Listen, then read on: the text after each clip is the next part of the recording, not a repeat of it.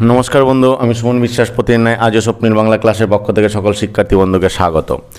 देखो बंधु आजो आमी जेभावे बर्णानुक्रमिक प्रबाद प्रवचने क्लास शुरू करेछिलाम सेदिक थेके आज प बर्ण निर्मित प्रथम क्लास और टोटाल 45 नम्बर क्लास।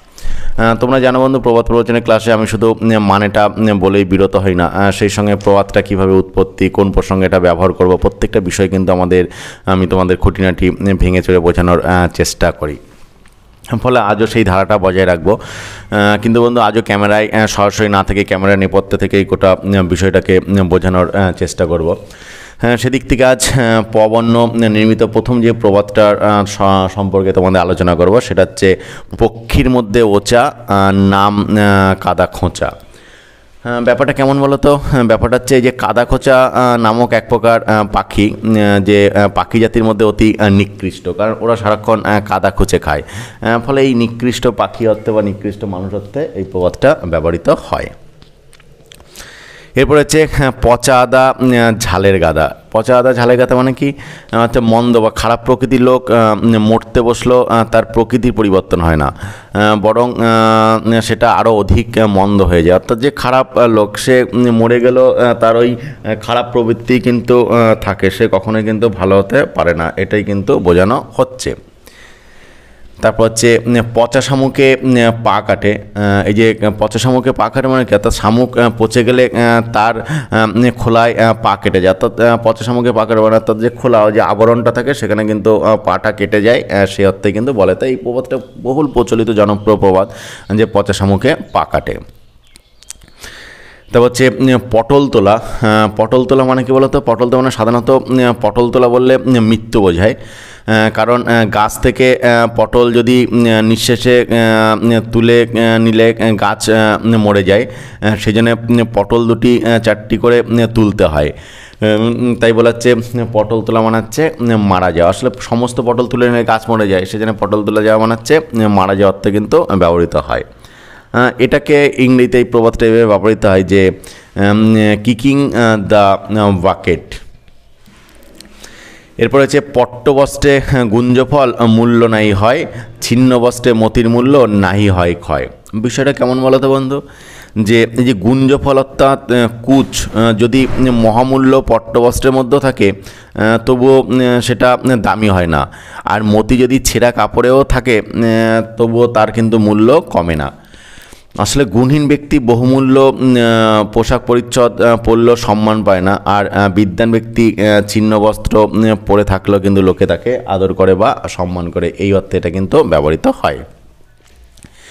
এরপর হচ্ছে পড়লে কথা বুঝতে না রে সেই বা কেমন পড়শি, ছিপ ফেললে মাছ পায় না সেই বা কেমন বড়শি। অসাধারণ একটা কথা। বিষয়টা কেমন বলো তো? যে কথা পড়লে প্রতিবেশী অর্থাৎ যে নিকটে নিকটে বাস করে তার সকল কথাই বোঝা উচিত। ঠিক তেমন বড়শি যদি তোমার আমাদের যে বড়শিতে আমরা মাছ ধরি, সেটা বড়শি যদি ভালো হলে মাছ পড়বেই পড়বে, এটা কিন্তু নিশ্চিত। তারপর হচ্ছে পড়লে কথা বুঝতে না রে সেই বা কেমন মেয়ে, হাল নাই কাছি নাই সেই বা কেমন নে। অসাধারণ কথা। অর্থাৎ স্ত্রী যারা স্ত্রীলোক মাত্রই কিন্তু চতুরা হয় এবং ইঙ্গিতে কথা বুঝতে পারে, কিন্তু যে পারে না সে অতি নির্বোধ স্ত্রীলোক।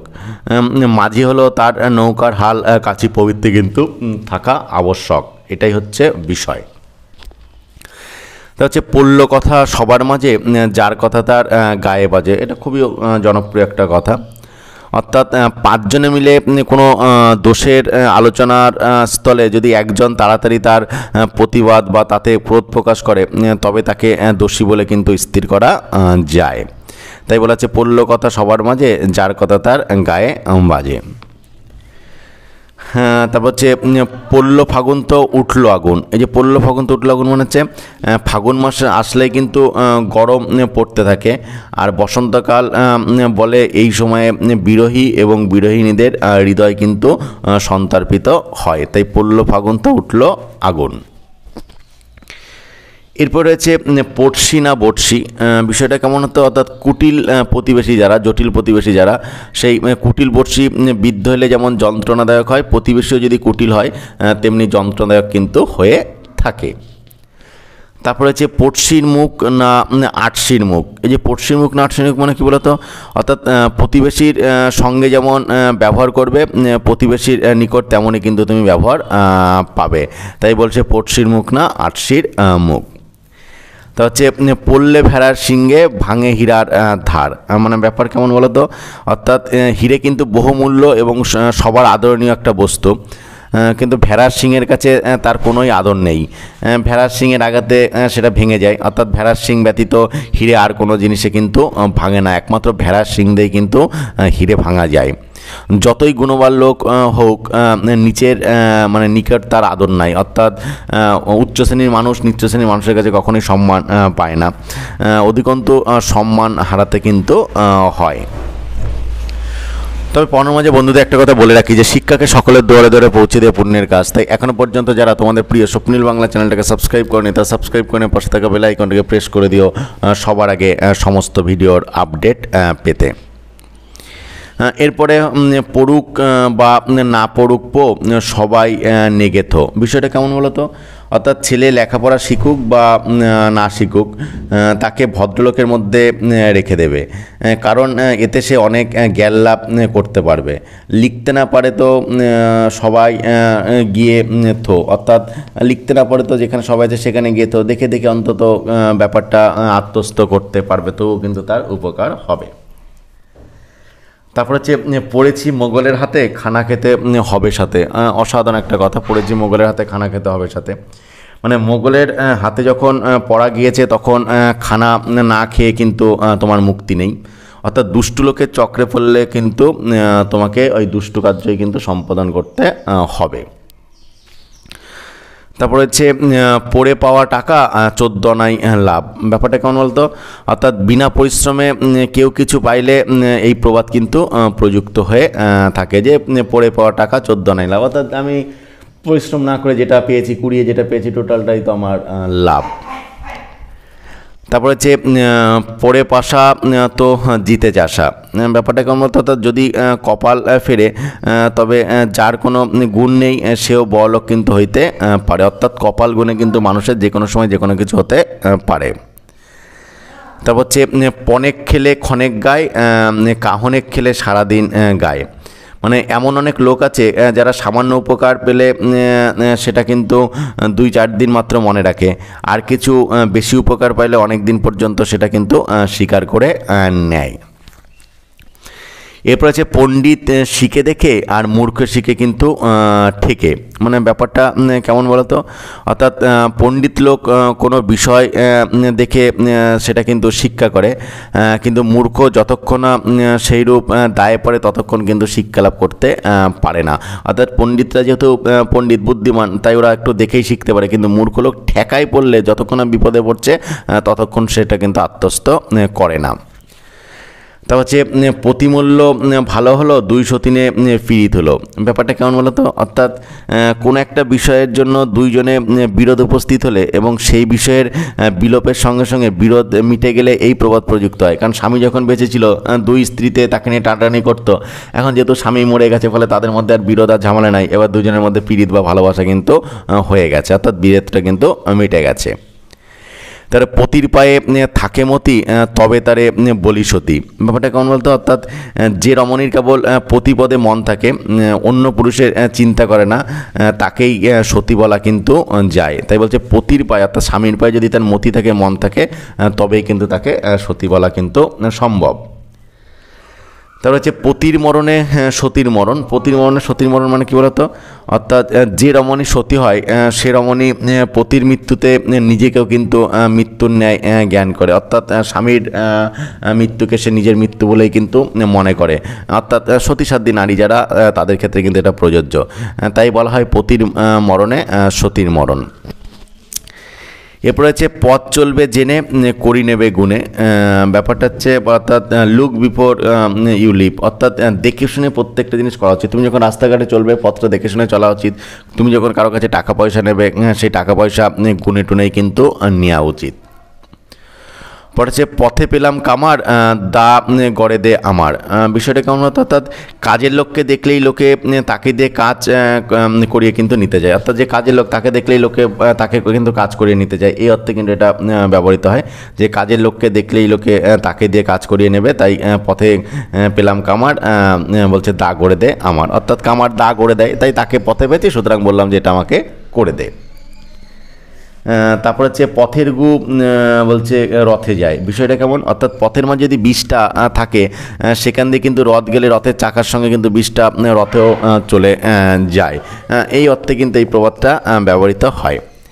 দেখুন এই যে প্রবাদ প্রবচন বা বাগধারা, এটা কিন্তু একটা গুরুত্বপূর্ণ বিষয়, কারণ হচ্ছে বিভিন্ন ক্লাসে বর্তমানে বাংলা মিডিয়ামে একাদশ শ্রেণীতে পাঠ্য, 2003 সালে মাধ্যমিক পর্যন্ত পাঠ্য ছিল, 5 সালে উচ্চ মাধ্যমিক পর্যন্ত পাঠ্য ছিল, বর্তমানে স্কুল সার্ভিস কমিশন, মাদ্রাসা সার্ভিস কমিশন এটা পাঠ্য আছে, ফলে এর কিন্তু যথেষ্ট একটা গুরুত্ব রয়েছে।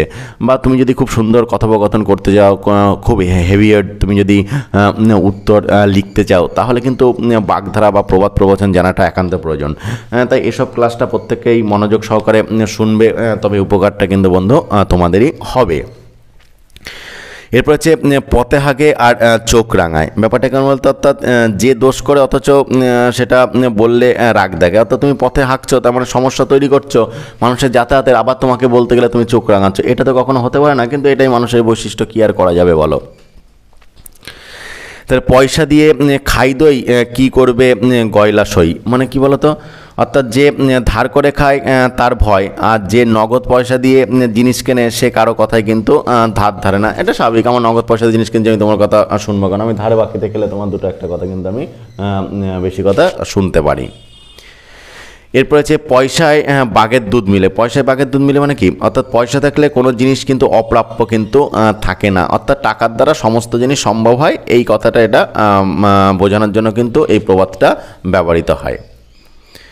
পরটায় পর আর পরমেশ্বর। এই যে পর আর পরমেশ্বর মানে কি, অর্থাৎ যার আত্মীয় কেউ নেই তার পর এবং পরমেশ্বর সয়, যার আত্মীয় কেউ নেই অর্থাৎ নিজের বলতে কেউ নেই, তার পর অপর মানুষ এবং পরমেশ্বর অর্থাৎ ভগবানই তার সয়, আর কেউ নেই।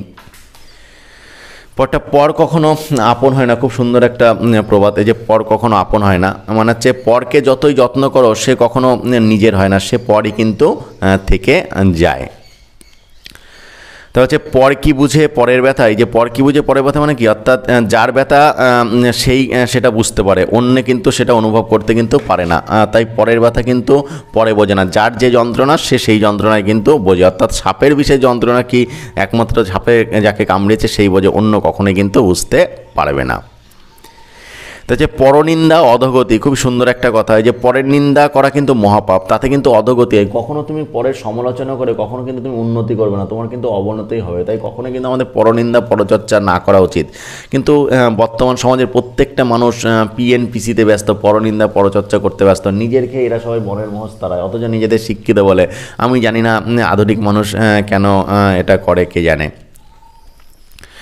পরে হচ্ছে পরপ্রত্যাশী দুপুর উপসে। এই যে পরপ্রত্যাশী দুপুর উপসে মানে কি, অর্থাৎ পরে কখন খাইতে দেবে এই প্রত্যাশায় সে থাকে, তাকে দুপুর অর্থাৎ 2 প্রহর পর্যন্ত উপবাস করতে হয়, অর্থাৎ পরের মুখাপেক্ষী হয়ে থাকলে কিন্তু তোমাকে উপোস করেই কিন্তু সময় কাটাতে হবে। পরে হচ্ছে পরপ্রত্যাশী নয় গাছে উঠে বলছে মর, মানে ব্যাপারটা অর্থাৎ যে সকল কাজেই পরের সাহায্য প্রত্যাশা করে তার কোনো কাজেই কিন্তু সিদ্ধ হয় না। আমি পরের মুখাপেক্ষী হয়ে থাকবো কেন, আমার যতটা নিজের পক্ষে সম্ভব হয় ততটা করব, তারপর বাকি না পারলে তো অন্যের সাহায্য নিতে হবে। কিন্তু বেশিরভাগ মানুষই পর মুখাপেক্ষী হয়ে থাকলে কিন্তু তার বেশিরভাগ ক্ষেত্রে কার্য কমপ্লিট হয় না। ওটা পরবর্তী ভালো, পরঘড়ি কিন্তু নয়। বিষয়টা কেমন বলো তো, অর্থাৎ পরের অন্নে যদি প্রতিপালিত হইতে হয় সেটা অপেক্ষাকৃত ভালো, কিন্তু পরের ঘরে থাকা কিন্তু ভালো নয়। অর্থাৎ পরে একদিন না খাইতে দিলেও কোনোরূপে দিন কাটানো যায়, কিন্তু নিজের ঘর কিন্তু না থাকলে একেবারে নিরাশ্রয় হয়ে কিন্তু পড়তে হয়। তাই প্রয়োজন হলে অন্যের বাড়িতে একবেলা খাও, কিন্তু কখনোই অন্যের বাড়িতে থাকার চেষ্টা করো না, বাড়ি নিজেরই করো। এরপর হচ্ছে পর রেখে ঘর নষ্ট। পর রেখে ঘর নষ্ট মানে কি বলতো, অর্থাৎ পরকে ঘরে রেখে তার মন্ত্রণায় আত্মীয় স্বজন বিরূপ হয়ে গৃহের সুখ শান্তি নষ্ট করে। অর্থাৎ তুমি যদি অন্য কাউকে নিজের ঘরে রাখো এবং তার পরামর্শ দেখবে নিজের আত্মীয়দের মধ্যে কিন্তু সমস্যা তৈরি হয়ে যাচ্ছে, তাই বলছে পর রেখে ঘর নষ্ট। এরপর পরশুরামের কুঠার, খুবই জনপ্রিয় একটা প্রবাদ। পরশুরামের কুঠার মানে হচ্ছে পরশুরাম নিজের কুঠার দ্বারা পৃথিবী নিক্ষত্রিয় করেছিলেন, অর্থাৎ সর্বসংহারক অস্ত্র অর্থে কিন্তু এটা ব্যবহৃত হয়। এই যে পরশুরামের কুঠার অর্থাৎ সমস্ত সংহারক অস্ত্র অর্থে কিন্তু পরশুরামের কুঠারটা ব্যবহৃত হয়। এরপর হচ্ছে পরহিংসা, বলছে নরকে বাস। পরহিংসা নরকে বাস মানে কি, পরের হিংসা করলে কিন্তু নরকেই যাইতে হয়, তাই কখনোই পরের হিংসা করা উচিত নয়।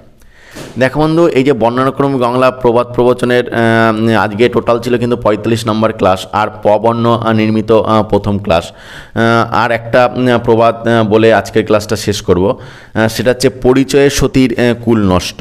ব্যাপারটা কেমন বলতো, এমন অনেক সতী আছে যাদের মনের কথা প্রকাশ হলে তাদের অসতী বলে বোঝা যায়, সুতরাং তাদের বংশের মর্যাদা নষ্ট হয়।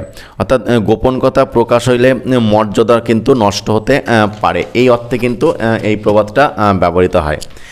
আশা করছি বন্ধু আজও পবর্ণ নির্মিত প্রথম ক্লাসে তোমাদের একটা সুন্দর তত্ত্ববহুল বাগধারা বা প্রবাদ প্রবচনের ক্লাস উপহার দিতে পেরেছি। তারপরে বন্ধু কোথাও যদি কোনো সমস্যা থাকে অবশ্যই বন্ধু কমেন্ট